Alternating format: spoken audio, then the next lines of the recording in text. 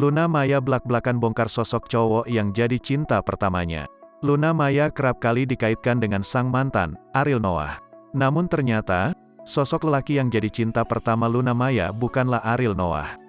Aktris asal Bali itu justru menyebut nama pria lain yang berprofesi sebagai aktor. Mendengar pengakuan Luna Maya, Boy William sampai syok. Seperti diketahui, Luna Maya memang sempat menjalin asmara dengan Ariel Noah di tahun 2004 lalu. Namun sayang hubungan itu kandas usai Ariel menikah dengan Sarah Amalia. Semenjak saat itu, keduanya tak pernah terlihat bersama lagi. Bertahun-tahun tak pernah terungkap, akhirnya Luna Maya blak-blakan bongkar cinta pertamanya pada Boy William. Luna Maya mengaku jika salah satu selebritas yang ia taksir adalah Nicholas Saputra.